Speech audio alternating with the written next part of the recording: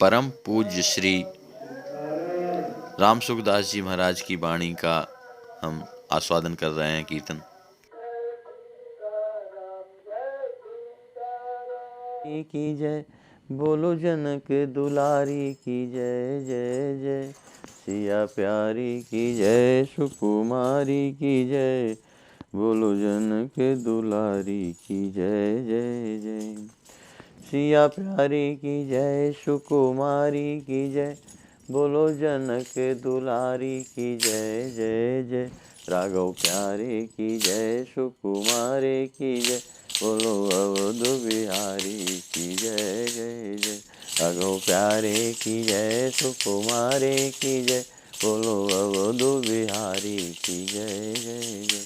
सिया प्यारी की जय, सुकुमारी की जय, बोलो जनक दुलारी की जय जय जय। सिया प्यारी की जय, सुकुमारी की जय, बोलो जनक दुलारी की जय जय जय। श्री सीताराम जी महाराज की जय, श्री हनुमान जी महाराज की जय, श्री सद्गुरुदेव भगवान की जय जय जय सीताराम। आपका प्रश्न बहुत अच्छा है। आपका प्रश्न है कि मौत जानते तो हैं कि सबकी होती है, हमारी भी होगी, लेकिन प्रतीति नहीं होती है। जैसी प्रतीति, अब आप विचार कीजिए, कोई किसी मर्डर केस में सज़ा काट रहा है, मुकदमा चल रहा है, उसको सुप्रीम कोर्ट ने फांसी की सज़ा सुना दी और राष्ट्रपति के पास भी भेजने पर वहाँ से भी स्वीकृत क्षमा नहीं मिली।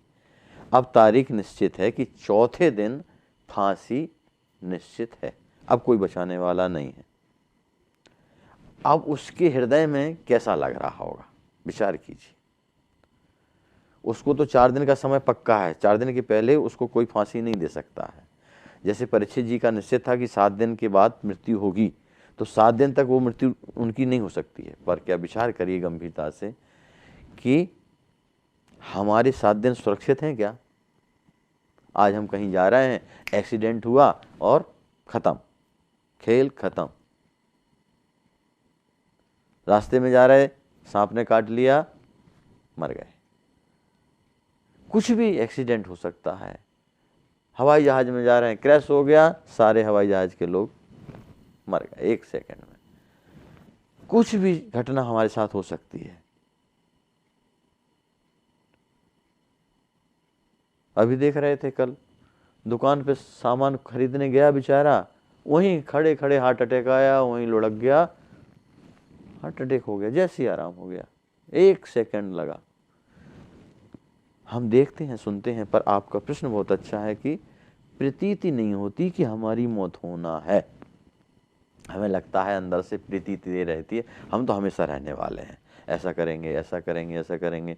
अभी तो पढ़ लिख रहे हैं, फिर नौकरी करेंगे, शादी होगी, बच्चों का पालन पोषण करना, और जिनके बाल बच्चे हो गया फिर उनके शादी करना है लड़कियों की, फिर वो लगता है उनको हम नाती हो जाए, फिर इनको पढ़ाना है। लगा ही रहता है तांता जग जन, गोस्वामी जी ने कहा है, नाना जंजाला, उसमें भूला रहता है। और यहाँ पर भी जो भक्ति मार्ग के लिए आगे बढ़ते हैं, कदम उठाते हैं, तो यहाँ माया महारानी ठाकुर जी परीक्षा लेते हैं, तो क्या होता है, उनको खिलौना दे देते हैं ठाकुर जी। ज़्यादा भगवान के मार्ग में आगे बढ़ा, ज़्यादा भजन कर रहा है, तो उसको थोड़ा खिलौना दे देंगे। खिलौना क्या है? जो साधक हैं उनको रिद्धियाँ सिद्धियाँ आ जाती हैं, धन वैभव आएगा, प्रतिष्ठा आएगी, बहुत अच्छे महात्मा हैं, आप बहुत अच्छी कथा कहते हैं, प्रतिष्ठा में, मान सम्मान में, शिष्य बनाने का, लोकेशणा, संसार में जो पुत्रेषणा होती है वो संतों को शिष्यषणा होती है, शिष्य बनाने की। हमारे और शिष्य बने, और शिष्य बने, और शिष्य बने, सब हमें अच्छा कहें। इसीलिए सहज तिया का ने घर द्वार छोड़ना सरल है, पर ये सब साधारण बातें हैं, लेकिन मान प्रतिष्ठा छोड़ना बड़ा कठिन है, बहुत कठिन है। ये आते हैं, साधक जब आगे बढ़ता है तब ये थपेड़े आते हैं माया के, सब एक से एक। इसीलिए संतों ने कहा है प्रतिष्ठा सुखरी विष्ठा, गौरव बढ़ रहा है तो गौरवम घोर रौरवम। अगर गौरव बढ़ रहा है आपका तो समझ लो आपका घोर रौरव नरक आपको मिल रहा है। कोई प्रशंसा कर रहा है, समझ लो आपको जूता मार रहा है। अगर आज निंदा हुई तब उसमें कल्याण है। क्यों? हमारा जो कपड़े का मैल है वो धो रहा है, वो धुलाई कर रहा है, और उससे हमें चेतना भी मिलती है कि अगर हमारे अंदर कुछ कमी है तो हम सुधार करें। सुधार होता है तो बिना बिना दाम के वो अपनी जीव रूपी साबुन से हमारे मैल को साफ करता है निंदा करने वाला। इसलिए कबीरदास जी क्या कहते हैं, निंदक नीरे राखिए आंगन कुटी छवाए। वो खुशी रहें, सुखी रहें, वो हमारी निंदा करते रहें, हमारा सुधार होगा। और प्रतिष्ठा देने वाले झूठी भी प्रशंसा करने लगते हैं लोग, चापलूसी जिसे कहते हैं। तो जो प्रश्न आपका है कि मृत्यु होना निश्चित है, ये सभी जानते हैं, हम भी जानते हैं, पर प्रतीति नहीं होती है। अगर प्रतीति हो जाएगी तब तो फिर सारे रस जो मैं राम लागते मीठे, तो नव रस खट रस रस अनरस हो जाते सब सीठे। फिर उस फांसी वाले को, जिसकी 4 दिन बाद फांसी होना है, उसको कुछ अच्छा नहीं लगता। उससे पूछो भैया जलेबी खाओगे, रसगुल्ला खाओगे, कोई नव युवती आपको ला के दे दें, उसका सारा रस खत्म हो जाता है। उसको एक ही दिखता है फंदा, मौत का फंदा, मौत का फंदा। इसी बात को गुलानंद शरण जी महाराज आज से 400-500 वर्ष पहले हो गए मुगल राज्य में, जिन्होंने लक्ष्मण किला नामक बहुत सुंदर भव्य आश्रम की स्थापना कराई थी। उनकी उपदेशामृत पुस्तक में लिखा हुआ है कि साधक को अपनी मृत्यु 40 बार दिन भर में याद करना चाहिए। हमको तो मरना है, हमें तो सब छोड़ के जाना है, तो ऐसा हम क्यों करें? हम अपना एक क्षण बर्बाद क्यों करें? क्षण की कीमत जिसने समझ ली, हाँ लेकिन एक बात है, समय सबको मिलता है, पर समय का सदुपयोग जिसने किया वो संसार में भी भौतिक उन्नति करता है, और समय का सदुपयोग करके साधक भगवत प्राप्ति तक पहुंच जाता है। वो एक क्षण अपना बर्बाद नहीं करता है। तेल धारावत भजन भजन भजन भजन भजन भजन के अलावा वो अपना एक क्षण बर्बाद नहीं करना चाहते। यहाँ तक कि क्या हम लोग कर सकते हैं, 24 घंटे के समय में संतों ने, भजनानंदी संतों ने कितना तितिक्षामय जीवन व्यतीत किया। 24 घंटा में 4 घंटे के अंदर भोजन भी, सोना भी, खाना पीना भी, उसके अलावा 16 घंटे, 18 घंटे, 20 घंटे भजन भजन भजन। क्यों? उनको वास्तव में अपनी मौत प्रतीति हो गई कि सच्चा समय का जो थोड़ा सा भी हमारा समय बचा है, एक एक क्षण हम बर्बाद ना करें। क्षण की कीमत अमूल्य है। वही आपसे हमने कहा था अभी कि जो कल सवेरे का ब्रह्म मुहूर्त का समय आपका गुजरा या आज का गुजर गया सोते सोते, क्या वो वापस आने वाला है? जिंदगी में करोड़ रुपया खर्च कर दीजिए पर कल और आज जो गुजर गया आपका बढ़िया सुंदर समय, स्वस्थ शरीर, जवानी का शरीर, जिसमें आप बैठ करके भगवान का चिंतन कर सकते हैं, कथा सुनते हुए भजन कर सकते हैं, दूसरे का सेवा कर सकते हैं, गौ माता की सेवा कर सकते हैं, बीमार संतों की सेवा कर सकते हैं, दीन दुखियों की सेवा कर सकते हैं। अमूल्य ब्रह्म मुहूर्त के समय में भगवान का चिंतन करते हुए और अश्रु बहा सकते हैं उनके चरणों में, उनके लिए रो सकते हैं। पर अपना क्षण अगर हम बर्बाद कर रहे हैं तो हमसे बड़ा मूर्ख, हमसे बड़ा आत्मघाती, हमारे गुरुदेव कहा करते थे आत्महत्यारे हैं हम। अगर हमने अपनी आत्मा का कल्याण नहीं कर लिया, यही तो चौराहा एक है, मानव शरीर रूपी चौराहा पे हम बैठे हैं।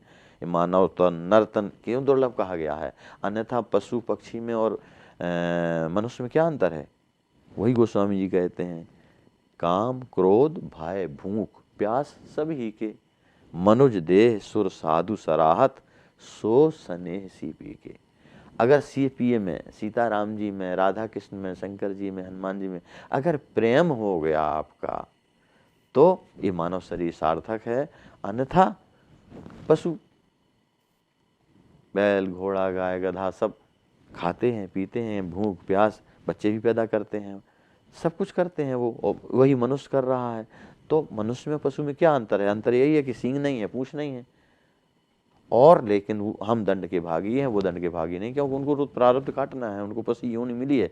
मनुष्य योनि ही एक ऐसी है कि ये तीनों रास्ताओं को खोलती है। हम का पाप करेंगे तो नरक भी जा सकते हैं, है ना, और पुण्य करेंगे तो स्वर्ग भी जा सकते हैं। और तीसरा मार्ग, अगर सब कुछ छोड़ के निस्वार्थ भाव से और परमार्थ कमाएंगे, भजन करेंगे, सत्संग करेंगे, दीन दुखियों की सेवा करेंगे, पर स्वार्थ के बिना, कोई उनसे अपेक्षा नहीं, केवल भगवत प्रसन्नता उनके लिए, भगवत स्वरूप समझ के, तो भगवत धाम, भगवान की कृपा, उनकी करुणा। और यहाँ तक कि भक्तों ने इसी जीवन में, इसी शरीर में रहते हुए, इस घोर कलयुग में, इस घोर कलयुग में नरसिंह जैसे महापुरुष, नामदेव जी जैसे महापुरुष इस कलयुग में अभी वर्तमान में भी देखे गए हैं जिनका हम लोगों को दर्शन हो जाता, पर प्रतीति नहीं होने देती है माया।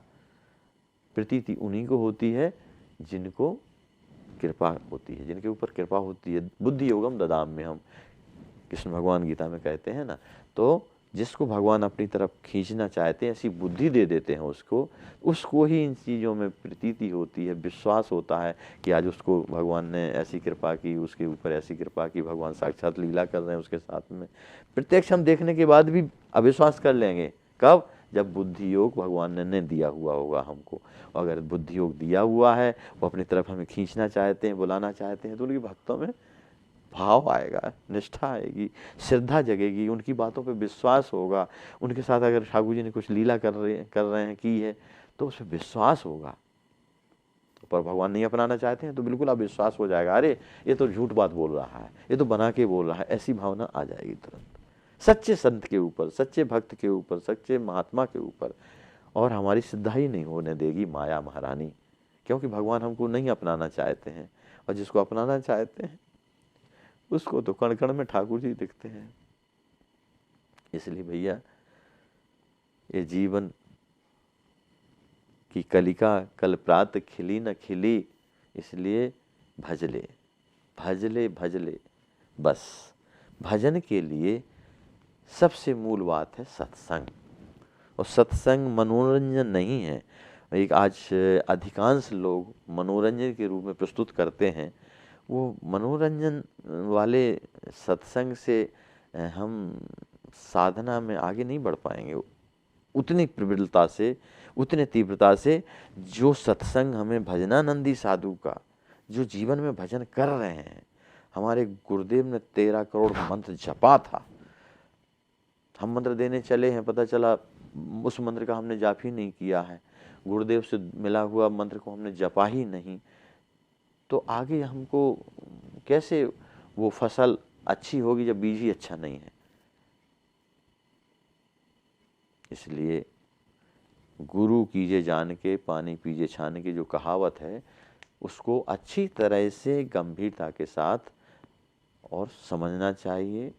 और गुरु अवश्य बनना चाहिए। भवनिधि तरह न कोई, अगर ब्रह्मा के समान भी कोई हो जाए और गुरु के बिना अगर चाहे तो वो तर नहीं सकता है, वो भगवत प्राप्ति कर नहीं सकता, बड़ा कठिन है। क्योंकि बिना, ठीक साधारण उदाहरण देखिए, बिना अच्छे अध्यापक के बिना, बिना अच्छे टीचर के बिना, कोई विद्यार्थी के सामने आप MA BSc और MBA वगैरह की पुस्तकें रख दीजिए, आखिर टीचर में वो कॉलेज में वहीं जाकर तो पढ़ता है, पर उसको पढ़ करके वो डिग्रियां प्राप्त नहीं कर सकता, योग्यता प्राप्त नहीं कर पाएगा। क्यों? कि जब तक टीचर नहीं पढ़ाना शुरू करेगा ABCD आ ई, तब तक उसको ग्रहण नहीं होगा। इसलिए जिस प्रकार से भौतिक विद्या पाने के लिए अच्छा अध्यापक की जरूरत है, ठीक उसी प्रकार से परमात्मा प्राप्ति के लिए अच्छे गुरु की आवश्यकता है, अच्छे संत का सत्संग की आवश्यकता है। तो उसको फिर भक्ति पौधा, उसकी साधना रूपी पौधा में तीव्रता लहराता है। जब अच्छा खाद पानी मिलता है पौधा को, तो वो लहराता है। ठीक इसी प्रकार से अच्छे भजनानंदी का संत का संग उसके परमाणु का असर होता है। उसके पास बैठने से, हमारे गुरुदेव के पास केवल बैठने से, वो कुछ ना बोलें, उनको देखते रहने से ही शांति मिलती थी। भजन में, भक्ति में, आनंद में डूबता था। हमारे हजारों गुरु भाइयों को कैसे कैसे अनुभव हुए, आज भी हो रहे हैं। एक महापुरुष से हजारों जीवों का कल्याण हो जाता है।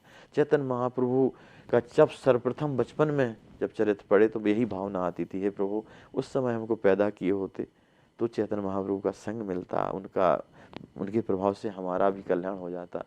लेकिन हमें जब गुरुदेव मिले, प्रथम दर्शन जब किया तो लगा प्रभु आपने भरपेट भोजन दे दिया भूखे को।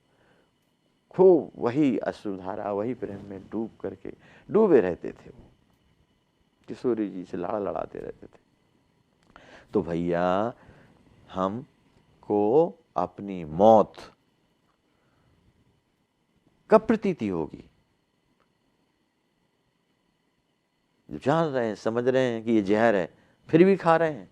अभी हमने समझा नहीं है वास्तव में कि ये जहर है, फिर नहीं खाएंगे। इसलिए मौत को अवश्य याद करिए और प्रतीति के साथ याद कीजिए। ठीक उसी प्रकार से जैसे जिसकी 4 दिन बाद फांसी होने वाली है, वो याद रखता है अपनी मौत को। उसको सारे रस फीके पड़ जाते हैं, उसको कुछ अच्छा नहीं लगता। अब हम क्या करेंगे? अब तो हमें मरना है, 4 दिन बाद फांसी पे लटकना है। अब क्या करना है? कौन साथ जाने वाला है हमारा? ना अरबों करबों का पैसा, धन संपत्ति जाने वाली है, ना ये स्त्री है, बढ़िया बच्चे हैं, ये कोई साथ जाने वाले नहीं, कोई साथ देने वाली।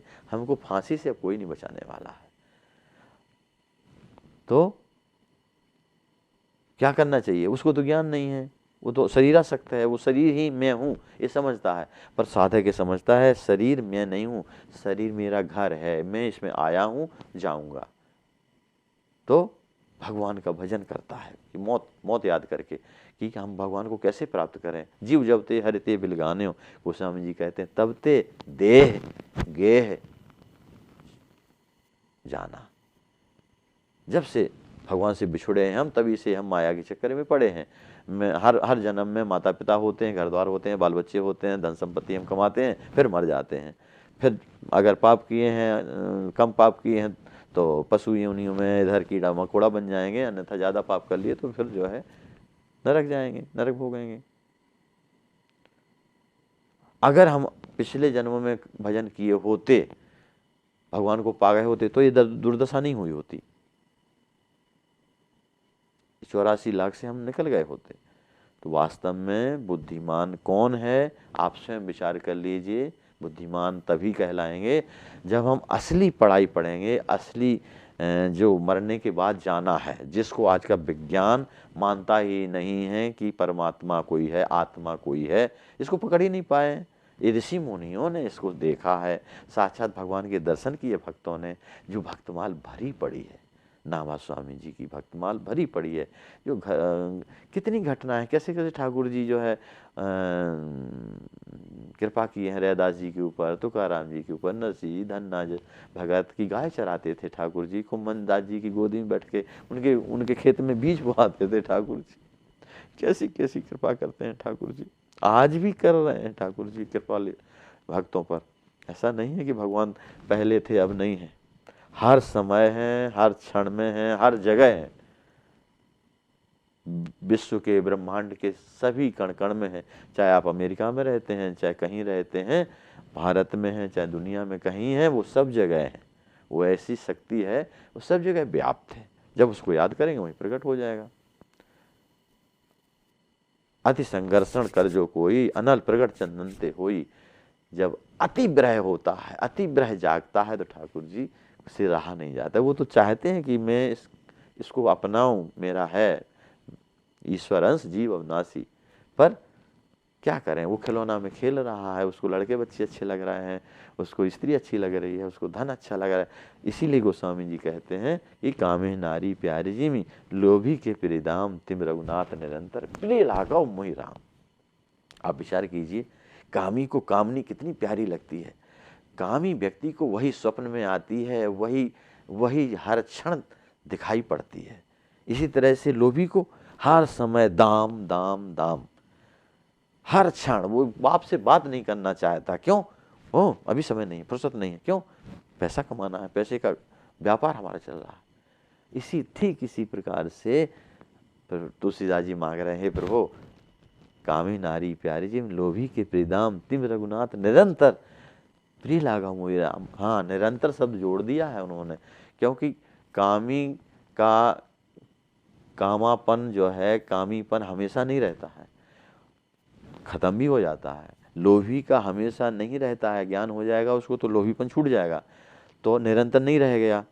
लेकिन उसी में गोस्वामी ने शर्त जोड़ दी है, प्रभु कामी और लोभी की तरह मेरा प्रेम तो हो आपसे, पर ऐसा नहीं कि टूट जाए, निरंतर कामी लोभी कामी नारी प्यारी जी में लोभी के प्रिदाम तिम रघुनाथ निरंतर प्रिय लागौ मोहि राम। हमारे गुरुदेव बार बार कहा करते थे, दे धरे कर यह फल भाई भजिए राम सब काम बिहाई। बगल में कर दो सारे काम। कैसे?